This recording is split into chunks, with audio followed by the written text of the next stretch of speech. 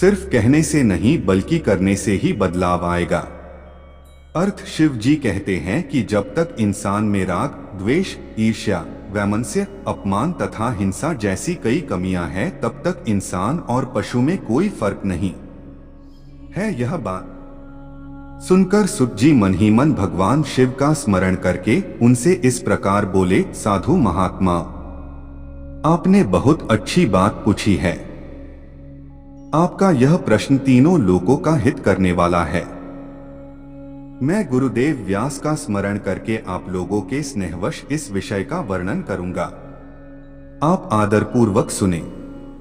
सबसे उत्तम जो शिव पुराण है वह वेदांत का सार सर्वस्व है तथा वक्ता और श्रोता का समस्त पापराशियों से उद्धार करने वाला है। इतना ही नहीं, वह परलोक में भी परमार्थ वस्तुओं को देने वाला है, कली की कल्मश राशि का विनाश करने वाला है।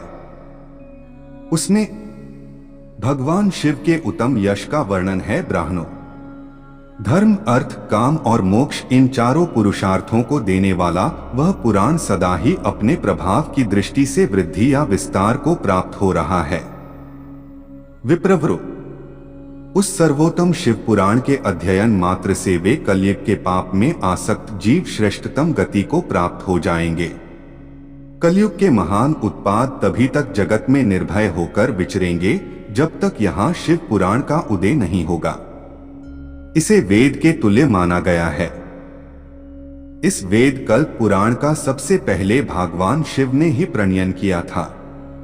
विद्येश्वर संहिता, रुद्र संहिता, विनायक संहिता, उमा संहिता, मातृ संहिता, एकादशरुद्र संहिता, कैलाश संहिता, शतरुद्र संहिता, कोटिरुद्र संहिता, सहस्त्र कोटिरुद्र संहिता, वायव्य संहिता तथा धर्म संहिता, इस प्रकार इस पुराण के 12 भेद या खंड है। ये 12 संहिताएं अत्यंत पुण्यमयी मानी गई है। ब्राह्मणों, अब मैं उनके श्लोकों की संख्या बता रहा हूं। आप लोग वह सब आदर पूर्वक सुने। विद्येश्वर संहिता में 10,000 श्लोक है। रुद्र संहिता, विनायक संहिता, उमा संहिता और मातृ संहिता, इनमें से प्रत्येक में 8-8 हजार श्लोक है। ब्राह्मणों, एकादशरुद्र संहिता में 13,000, कैलाश संहिता में 6,000, शतरुद्र संहिता में 3,000, कोटिरुद्र संहिता में 9,000, सहस्त्र कोटिरुद्र संहिता में 11,000, वायव्य संहिता में 4,000 तथा धर्म संहिता में 12,000 श्लोक है। इस प्रकार मूल शिव पुराण की श्लोकों की संख्या 1,00,000 है, परंतु व्यास जी ने उसे 24,000 श्लोकों में संक्षिप्त कर दिया है। पुराणों की क्रम संख्या के विचार से इस शिव पुराण का स्थान चौथा है। इसमें 7 संहिताएं हैं। पूर्व काल में भगवान शिव ने श्लोक संख्या की दृष्टि से 100 करोड़ श्लोकों का एक ही पुराण ग्रंथ ग्रथित किया था। सृष्टि के आदि में निर्मित हुआ वह पुराण साहित्य अत्यंत विस्तृत था।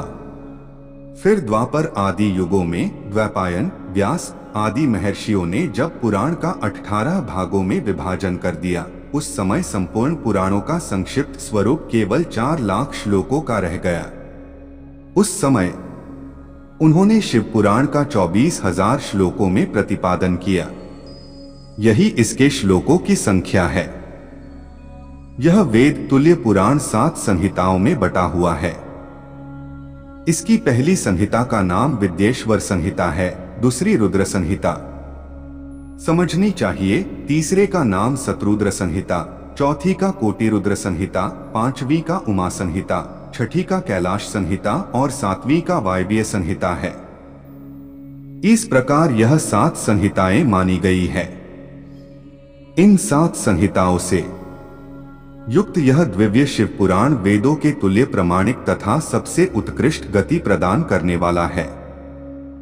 यह निर्मल शिव पुराण भगवान शिव के द्वारा ही प्रतिपादित है। इसे शैव शिरोमणि भगवान व्यास ने संक्षेप में संकलित किया है। यह समस्त जीव समुदाय के लिए उपकारक, त्रिविधिक तापों का नाश करने वाला, तुलना रहित एवं सत्पुरुषों को कल्याण प्रदान करने वाला है। इसमें वेदांत विज्ञानमय प्रधान तथा निष्कपट निष्काम धर्म का प्रतिपादन किया गया है। यह पुराण ईर्ष्या रहित अंतःकरण वाले विद्वानों के जानने की वस्तु है। इसमें श्रेष्ठ मंत्र समूहों का संकलन है तथा धर्म, अर्थ और काम इस त्रिवर्ग की प्राप्ति के साधन का भी वर्णन है। यह उत्तम शिव पुराण सब पुराणों में श्रेष्ठ है। वेद वेदांत में वेद्य रूप से विलसित परम वस्तु परमात्मा का इसमें गान किया गया है। जो बड़े आदर से इसे पढ़ता और सुनता है वह भगवान शिव का प्रिय होकर परमति को प्राप्त कर लेता है। अध्याय समाप्त हुआ। धन्यवाद।